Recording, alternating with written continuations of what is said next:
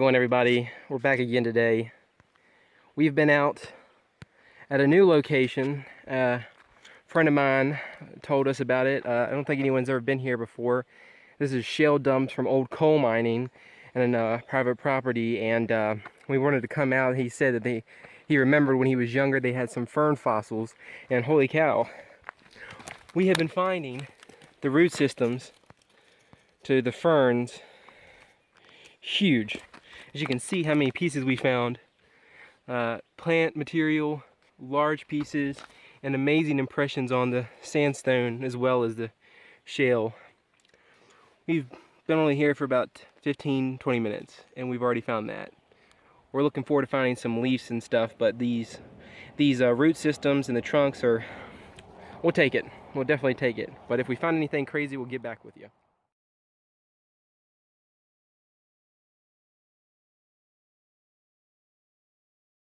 So Alex and I went to a new location today. We had a lead from a gentleman I know about possible fern fossils that he had collected as a kid and that he remembered. And so we got in touch with an owner of a property, went out there, and oh my goodness, we were surprised to see virgin territory, no collecting at these locations, private property.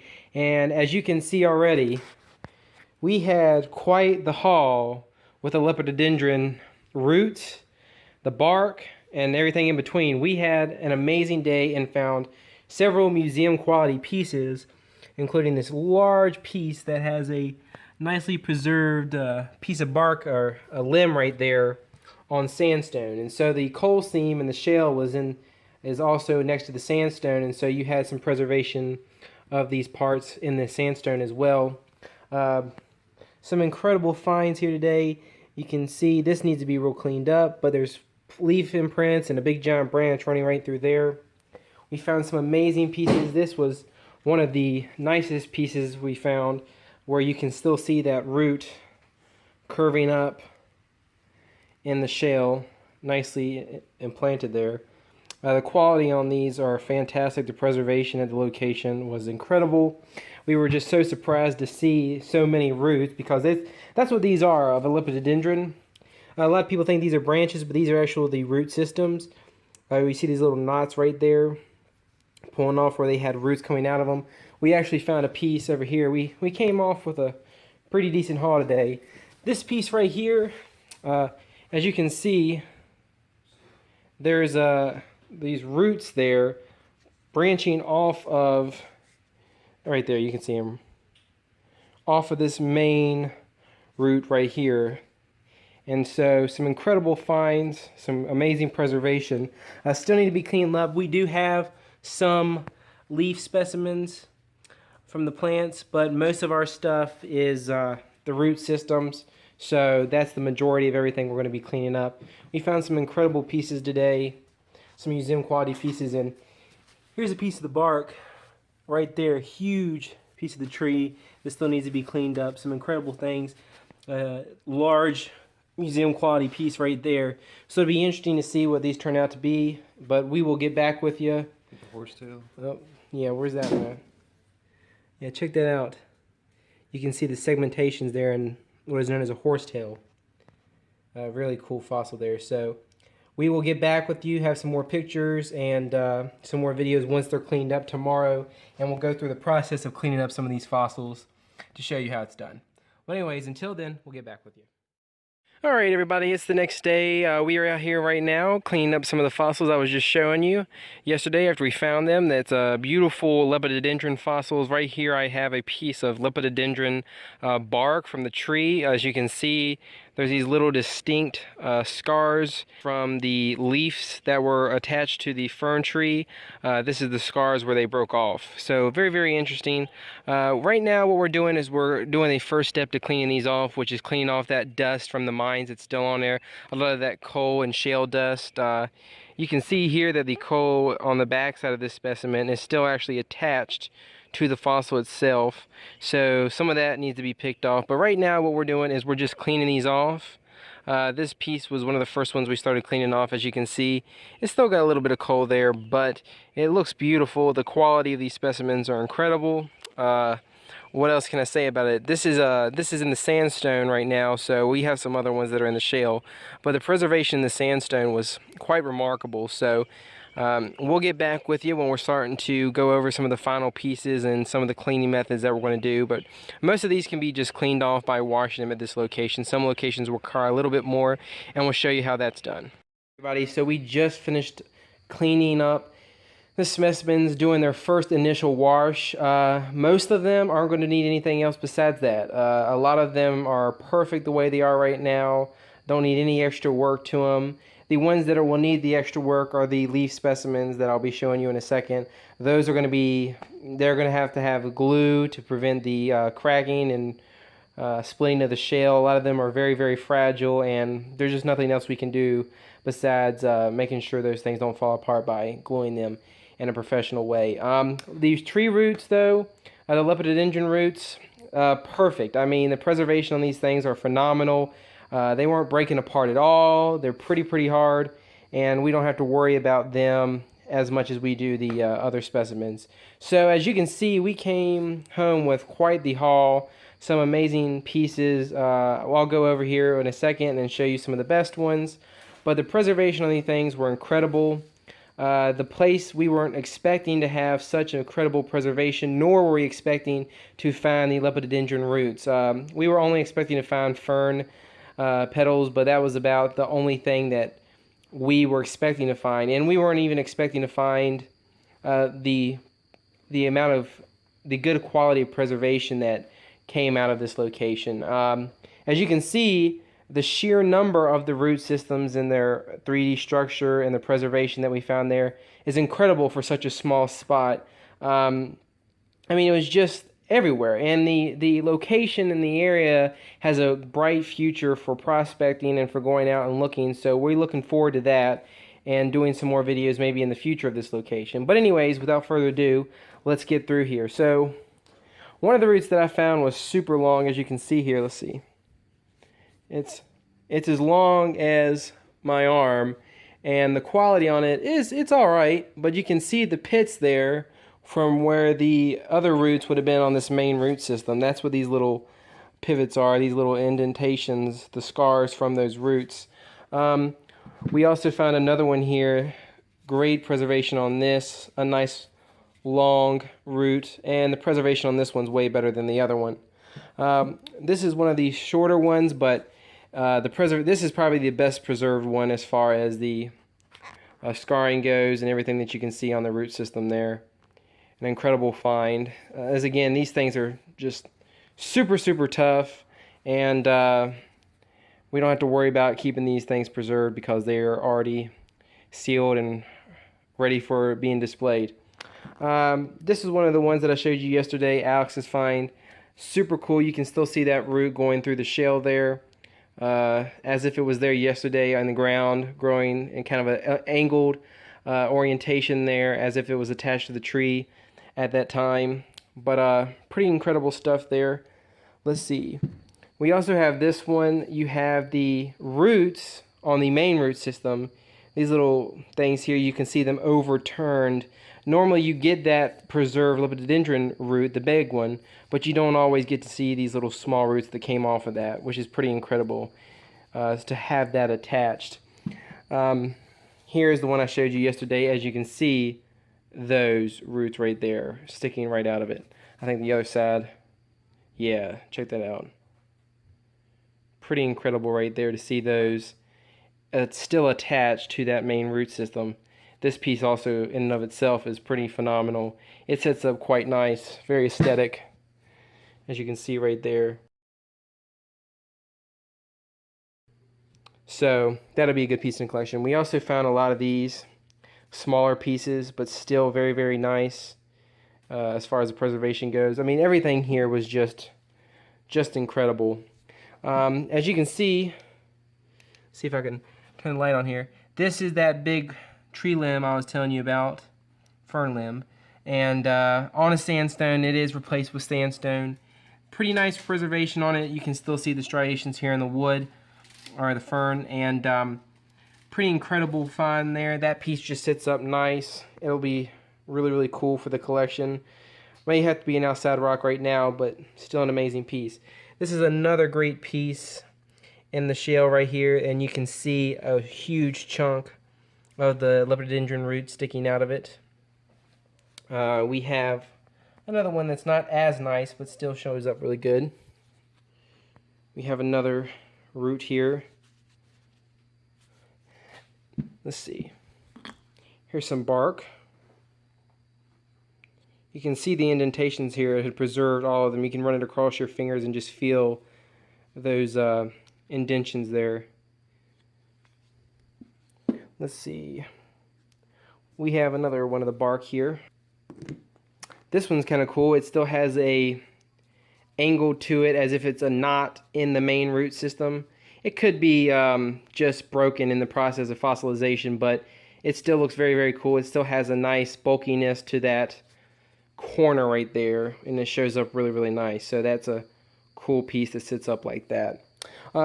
This is the best tree bark piece that I found from a fern, and look at that. The ridges on this are incredible. It sits up quite nice. We did pull a secondary piece off of it from the back, and so there's one going this way, one going this way, but that still needs to be cleaned up. But overall, so far, everything's coming out quite nice. We found a lot. That is the nice specimens. We still have several specimens over here that didn't quite make the cut. These were nice, but, you know, they didn't make the cut for collection worthy or the quality.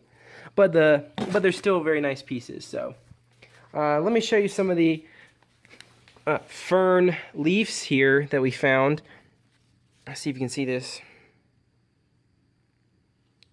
That's a really nice species there. I'm not quite sure as of now, but the preservation again is pretty phenomenal at this location. Sadly, the contrast isn't really there on these specimens, so you don't get to see that, but the quality of the preservation is, again, amazing. Here's a really nice piece, see if I can show you there. You can see the leaf and the indentions on the leaf there. There's another one, a different species right there. Let's see. Some of these are just very, very faint right now. Needs a lot of work done to them. Those are the ones that we've shown before from another location we dig at, so that's the same species from that one. Let's see. Here you go. See if I can get it for you. There you go. That's a nice one. Preserved. Of the same one I was just showing you over there. So these should look nice once they're cleaned up and I take some photographs of them. The video right now is not going to do any of these justice. But you're just going to have to trust me. These things are pretty incredible. So stay with us for the pictures and we'll be able to show you some of the specimens' true potential when you are able to see those pictures. So anyways, that was that trip, and we look forward to going back, and I will keep you in touch. Everybody, and now I wanted to talk a little bit about the geology of this location, why it's important, and what these fossils can tell us.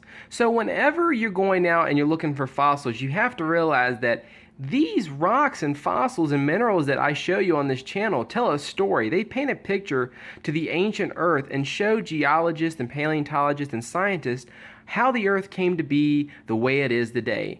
And they are so amazing and they're very, very important. And what a lot of people don't realize when you look online and you see tons and tons of fossils, fossilization in and of itself is very rare. And to have great preservation on top of that is even crazier. So a location like this with the preservation that was presented here is very important when trying to understand these time periods in Earth millions of years ago.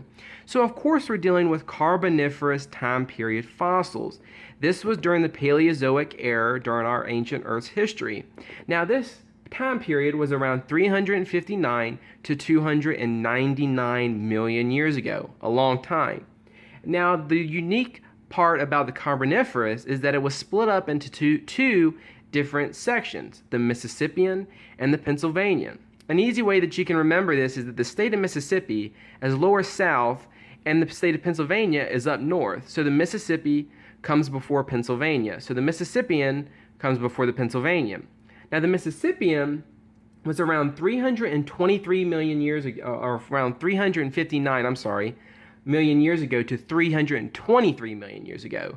That was when it split into the Pennsylvanian, which went from 323 to 299 million years ago.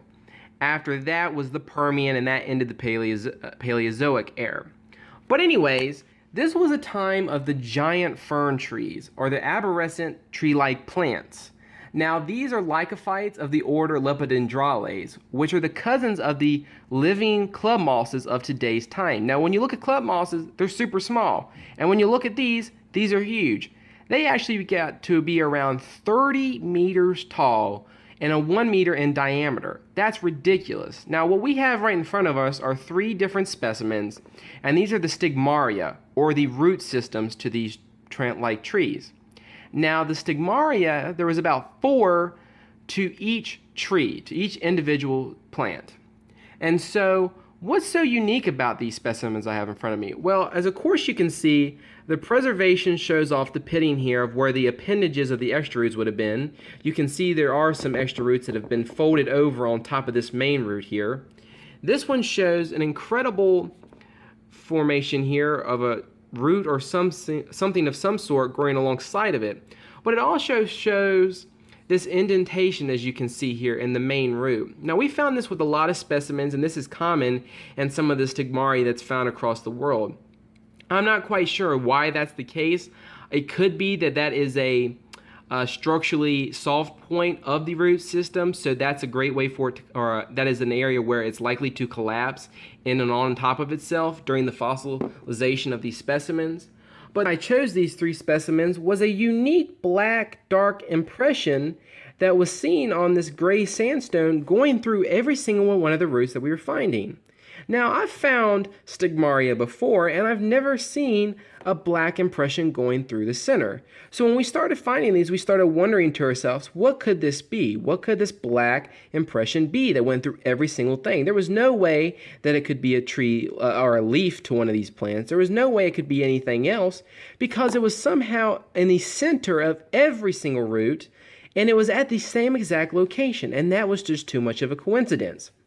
Well, it turns out during the Silurian, which was 2 periods before the Carboniferous, well, it was the second period before, so you had the Silurian, then the Devonian, then the Carboniferous, you started seeing what was known as vascular plants.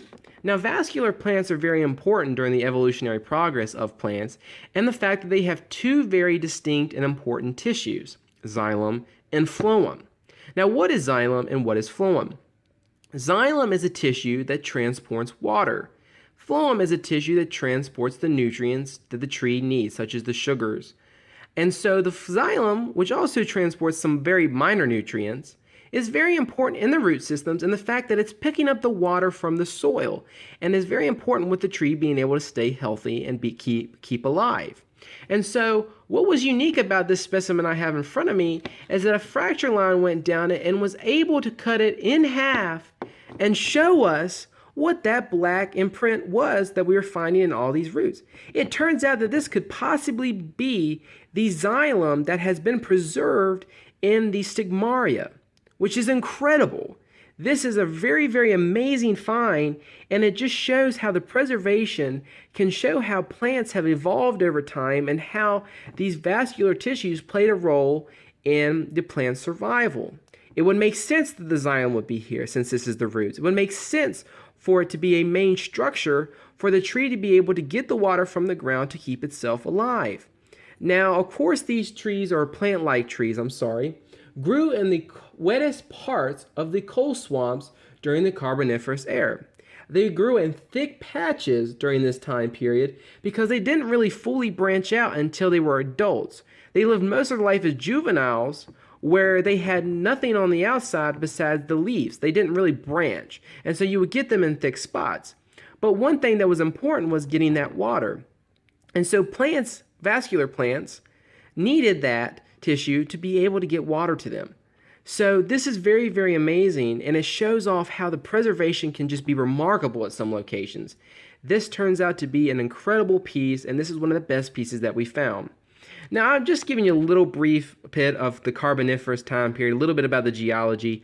I'm not very good on the fossils as far as getting very in-depth, and plus, it's no need to get in-depth with just talking about a collection trip like this, but I try to give you a little bit into how these fossils are very important and what they can tell us by just looking at these and finding them, and why it's important to go out and collect and to preserve these things and to take pictures and document.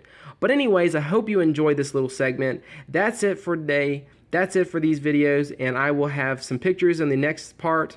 Enjoy it, and next time I'll see you again, and keep on rocking.